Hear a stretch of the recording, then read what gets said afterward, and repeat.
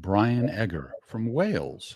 I was reading about the use of depleted uranium in Iraq. Apparently, 1,700 tons was left on the battlefield, and even today, thousands of people and babies are affected. It's comparable to Agent Orange in Vietnam, that's still causing a vast number of birth defects. Could any of this be classified as a war crime?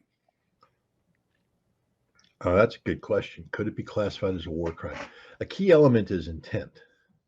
Um, and there, I think, but here, here's the thing: the United States government has deliberately suppressed any meaningful study into depleted uranium. One of the things we do is we say, well, it's not radioactive. There's no radiation hazard. Pretty much true. I mean, it's got low levels of beta radiation. If you inhale it and you get it in your lungs, it's going to sit there and give you cancer. There's no doubt about it.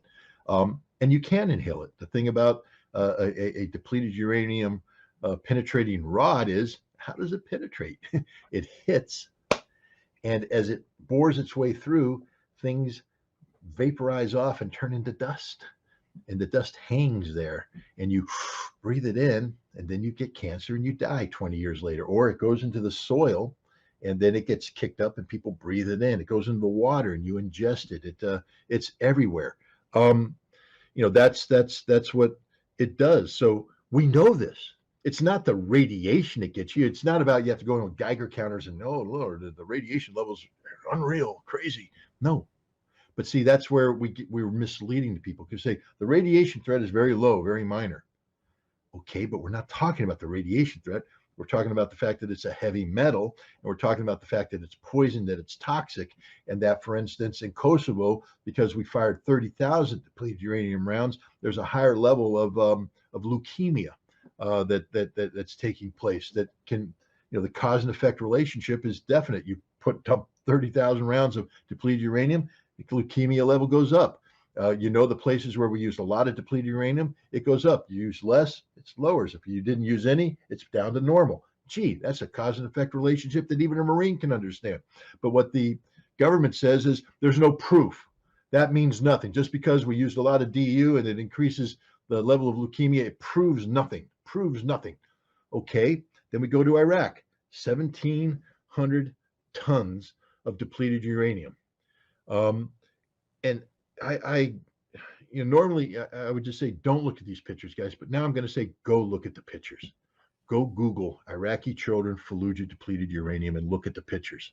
Get physically sick to your stomach. Thousands of them. Deformities like you've never seen before. And it's only because of the depleted uranium we put into the soil.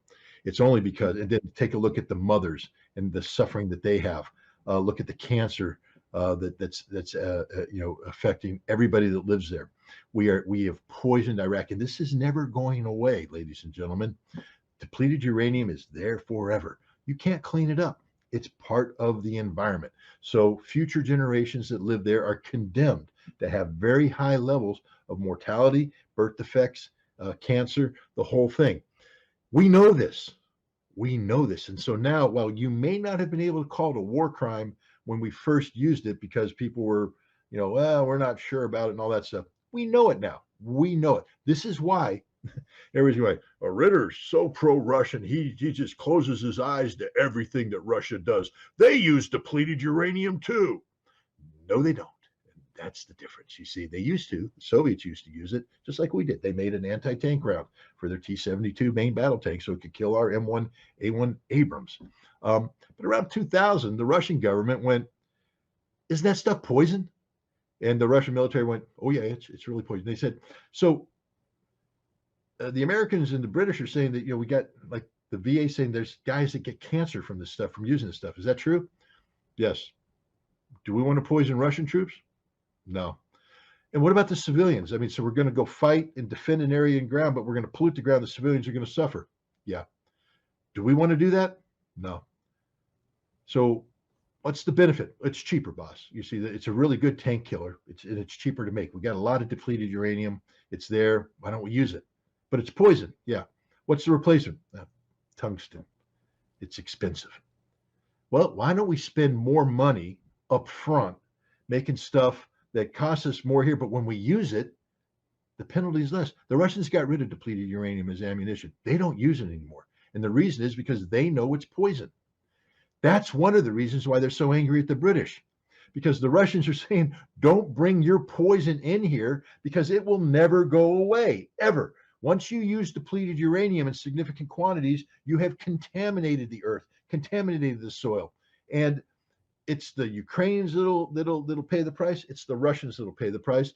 That's why they're angry. It's not about, a nuclear bomb or things of that nature. It's literally about poisoning the environment permanently. And that's why the Russians are so upset about this, because this is deliberate intent. So here's where the British could legitimately be charged with war crimes, because they are deliberately undertaking an action that they know will result in a unnecessary exposure of risk to a civilian population.